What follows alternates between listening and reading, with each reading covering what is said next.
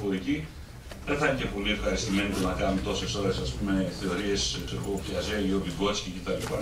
Και πιο πολλοί από αυτούς βγάζουν αναφυλαξία το να ακούν αυτά.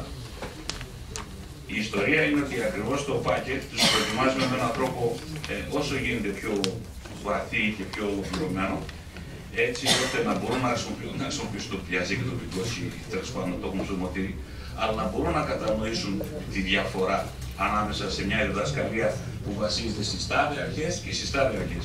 Γιατί αυτή η διαφορά υπάρχει και είναι βαθιά και είναι ορατή, αν ξέρει κανένας να τη δει.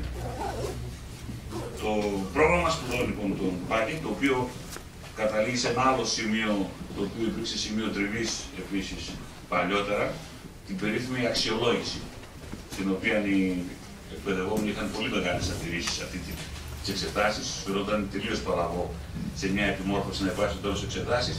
Τελικά αποδείχθηκε το μεγάλο όπλο αυτής της ιστορίας, γιατί όσοι πιστοποιούνται και βγαίνουν, το φοράνε σαν παράσημο εδώ πέρα. Ξέρετε, εγώ είμαι πιστοποιημένος και εννοούν εξετάσεις επιμορφωτής και δεν δέχονται μοίρα στο σπαθί τους.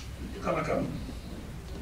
Το πρόγραμμα λοιπόν γενικώς περιλαμβάνει 350 ώρες μαθημάτων, συν κάποιες ώρες πρακτικής άσκησης. Για αυτήν θα μιλήσουμε αργότερα, μια που πρώτη φορά η πρακτική άσκηση, δηλαδή η πρακτική άσκηση των επιμορφωτών, των πακητών στα ΞΕ και στην τάξη, θα υλοποιηθεί μέσα στα πλαίσια του προγράμματος.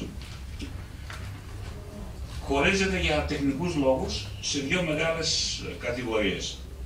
Κατά συνθήκη, ας πούμε, για να μπορέσουμε να εννοούμαστε, οι οποίες όμως στην πραγματικότητα διαπλέκονται, θα το δείτε κιόλας. Είναι το λεγόμενο, ας πούμε, γενικό μέρος και το λεγόμενο υλικό μέρος. Το γενικό μέρος περιλαμβάνει όλα αυτά τα πράγματα, όλα αυτά τα θέματα, τα οποία μπορούν να τα ακούσουν εξίσου καλά όλες οι ειδικότητες. Οι δάσκαλοι και η πληροφορική κλπ. Το ειδικό μέρος είναι το κομμάτι του προγράμματος που αφορά στις ειδικότητες. Θέματα δηλαδή που αφορούν, ας πούμε, στους πληροφορικούς, διδακτή της πληροφορικής, θέματα που αφορούν στους μαθηματικούς κλπ. Και γίνονται χωριστά. Η κατανομή στις ώρες είναι περίπου ίδια. Προβλέπεται περίπου 160 ώρες για το γενικό μέρος και περίπου 190 ώρες για το ειδικό μέρος. Βέβαια τα πράγματα, όπως θα δείτε, δεν είναι τόσο απλά. Δεν είναι γενικό μέρος, ειδικό μέρος τελειώσαμε, διαπλέκονται. Αν θα δείτε μέσα, έχει οι περισσότερες ενότητες, έχει ένα κομμάτι που είναι γενικό και ένα κομμάτι που είναι ειδικό. Πώς το υλοποιούμε? Θέλει λίγο μελέτη και ενδεχομένως και έκφραση απορριών. Πώς το κάνουμε αυτό το μισό έτσι και το μισό αλλιώς? Στην πρακτική άσκηση επίσης θα δείτε ότι έχει διαδικασίες τις οποίες κάνουν όλοι μαζί, δηλαδή ειδικότητες όλες μαζί, χωριστά.